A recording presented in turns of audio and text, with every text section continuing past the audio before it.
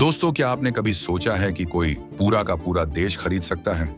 सुनने में ये मजाक लगता है, लेकिन डोनाल्ड ट्रंप इसे लेकर बहुत सीरियस है। वो दुनिया का सबसे बड़ा आइलैंड ग्रीनलैंड खरीदना चाहते हैं। लेकिन आखिर क्यों?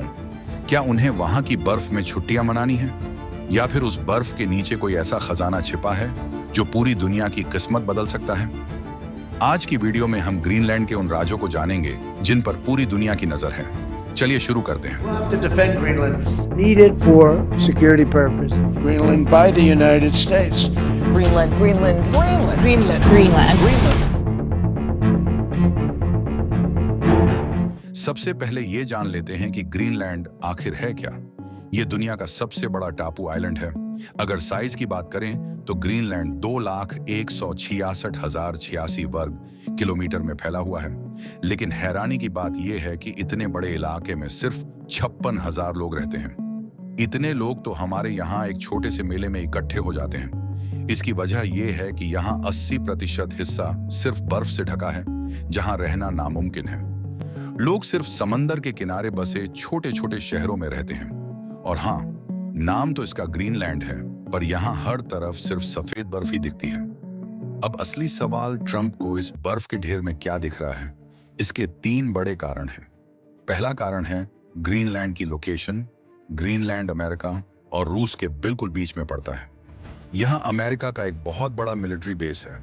यहाँ से दुश्मन पर नजर रखना बहुत आसान है।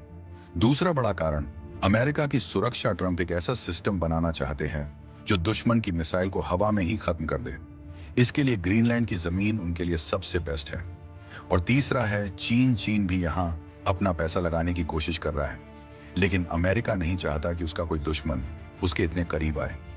लेकिन क्या आपको लगता है बस इन बातों की वजह से ही अमेरिका ग्रीनलैंड को खरीदना चाहता है, या कोई और बड़ी वजह है? तो इसका जवाब है हाँ। असली बात तो ये है, जैसे जैसे गर्मी बढ़ रही है और बर्फ पिघल रही है, बर्फ के नीचे से कीमती धातु निकल रही है।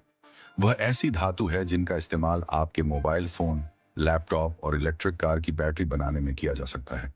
अभी तक इन चीजों पर चीन का कब्जा है, लेकिन ट्रंप चाहते हैं कि ये अमेरिका के हाथ लग जाए। साथ ही यहाँ बहुत सारा पेट्रोल और गैस होने की भी उम्मीद है। लेकिन ये क्या इतना आसान है? ग्रीनलैंड पर डेनमार्क का कब्जा है।